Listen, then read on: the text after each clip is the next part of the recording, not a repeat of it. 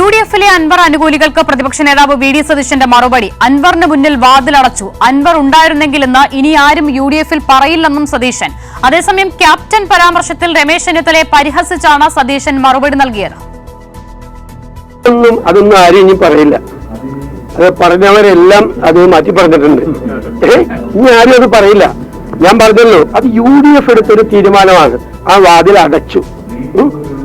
പിന്നെ ഇപ്പോ അത് മുൻഗണനയിലൊന്നുമില്ല. ആ വിഷയം നമ്മുടെ മുൻഗണനയിലൊന്നും പ്രയോറിറ്റിയിലൊന്നും ആ വിഷയം ഇപ്പൊ ഇല്ല. PV അൻവറിന് മുന്നിൽ വാതിലടച്ചുവെന്ന സതീശന്റെ മറുപടി ആർക്കുള്ളതെന്ന് വ്യക്തമാണ്.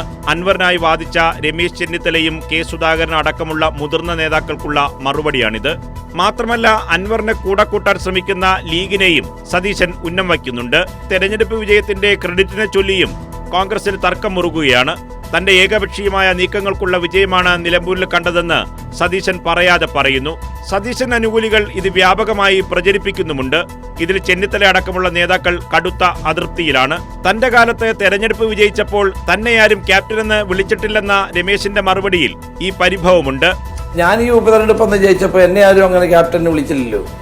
എത്രയോ ഉപതെരഞ്ഞെടുപ്പ് ഞാൻ പ്രതിപക്ഷ നേതാവായിരുന്നപ്പോൾ ജയിച്ചല്ലോ. അന്ന് ക്യാപ്റ്റനുള്ള പദവി എനിക്ക് തന്നില്ല. അതെന്താ തരാഞ്ഞത്? അതൊക്കെയാണ് ഡബിൾ സ്റ്റാൻഡേർഡ് എന്ന് പറയുന്നത്.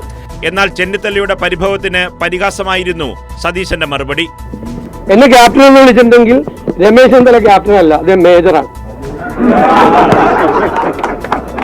നിലമ്പൂരിലെ വിജയ ക്രെഡിറ്റിൽ മാത്രം ഒതുങ്ങുന്നതല്ല കോൺഗ്രസിനുള്ള തർക്കങ്ങൾ.